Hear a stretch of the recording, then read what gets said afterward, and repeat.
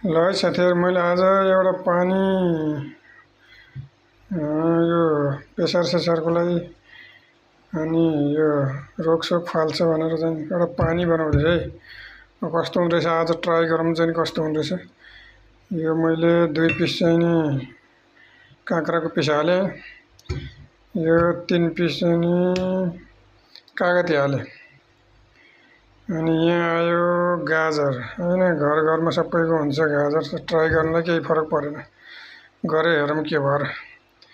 अनि आएर यहाँ आयो अदुवा है, 4-5 पिस अदुवा। अनि यहाँ आयो अर्को फेरि यो आयो लसुन, लसुन हालौँ है, यो आयो लसुन भयो। अनि यहाँ आयो चाहिँ नि बिट, बिट है, एउटा सानो बिट, रेड कलरको बिट है, यो हालिदियो।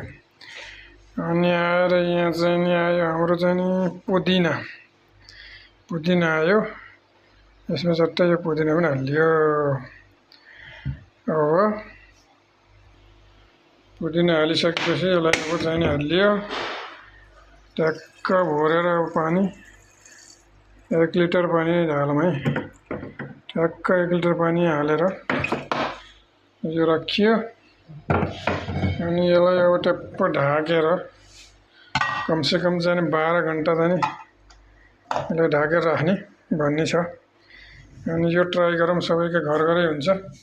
12 घन्टासम्म राखौँ, अनि त्यसपछि यसलाई ठ्याक्क छानेर, अनि मैले चाहिँ बनाएर राखिदिएको छ अर्को, हिजो बनाएको थिएँ, यो रेडी छ बनाएर खाने। रेसिपी पाउने जा ओके।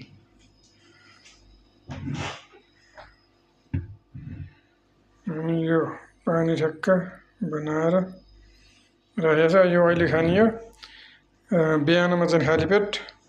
अनि यो चाहिँ नि भोलिलाई यो ट्राई गर्दैछ। हजुरहरूले पनि ट्राई गर्नु है, कस्तो हुँदैछ। विचार हुन्छ तपाईँहरूलाई पनि, प्रेसर यताउति सबैको चाहिँ नि धेरै रोगहरूको चाहिँ निको हुन्छ भन्ने छ।